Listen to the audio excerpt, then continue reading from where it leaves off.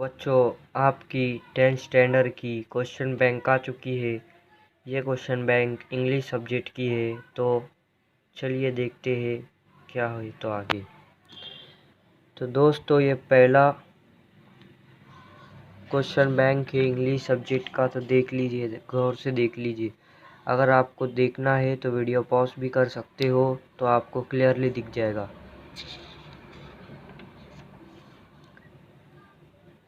तो फ्रेंड्स, इसमें आपको एक रीडिंग फॉलोइंग पैसेज आता है, जिससे आपको ये सारे के सारे पैराग्राफ पढ़ने होते हैं और ये सारे के सारे क्वेश्चनों के आंसर देने होते हैं। तो क्वेश्चन नंबर 2 भी आता है। क्वेश्चन नंबर 2 भी में होता है, फिर वही होता है, पैसेज पढ़ना होता है ये वाला, और इसके यहाँ पर क्वेश्चन दिए गए होते हैं, वो क्वेश्चन सॉल्व करने होते हैं। ये भी वही पैराग्राफ का क्वेश्चन है। तो गाइस, नेक्स्ट सेक्शन आता है, वो जो है टेक्सटुअल पैसेज है, और वो वोकेबलरी और ग्रामर के ऊपर बेस्ड है। तो आपको इसमें भी वैसा ही करना होता है। आपको पैराग्राफ दिया होता है, आपको क्वेश्चन सॉल्व करने होते हैं नीचे से। उसके बाद आता है और एक क्वेश्चन, जिसमें आपको क्वेश्चन दिए रहते हैं ऊपर, फिर बीच में पैसेज दिया रहता है, और नीचे क्वालिटी मतलब टेबल दिया होता है फिलअप करने।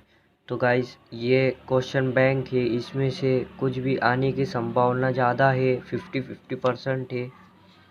ये बोर्ड की तरफ से ही आया है, तो ये भी देख लीजिए। अब हम बढ़ते हैं पोएट्री की तरफ।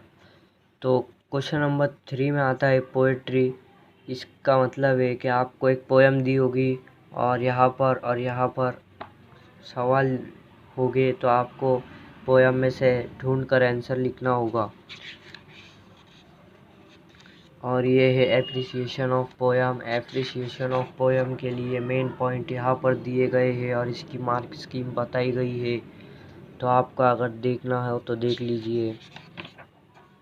इसके बाद भी आता है पोएट्री। ये वैसा ही है, पूरा सेम टू सेम। इसमें भी मार्क स्कीम दी गई है। इसके बाद आता है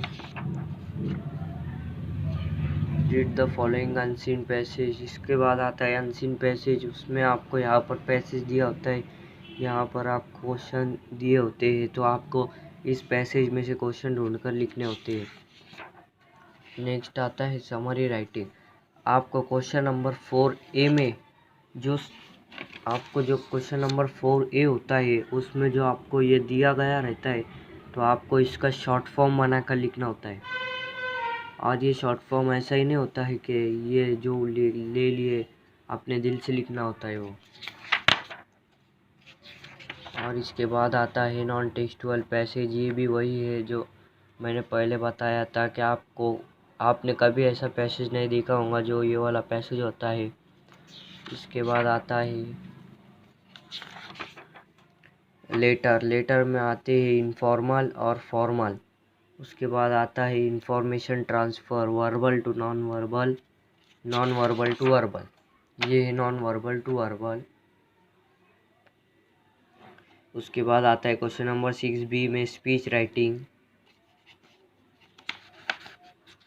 स्पीच राइटिंग के बाद आता है स्पीच में ये पॉइंट मेन है, ये पॉइंट का इस्तेमाल स्पीच लिखते समय करना चाहिए। उसके बाद भी लेटर ये जो है क्वेश्चन बैंक है, तो सब चीज़ों के ज़्यादा प्रॉब्लम दिए हैं, तो आप देख सकते हो।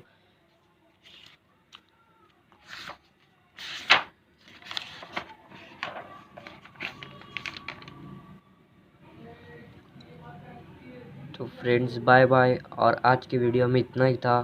फिर से मिलते हैं कल।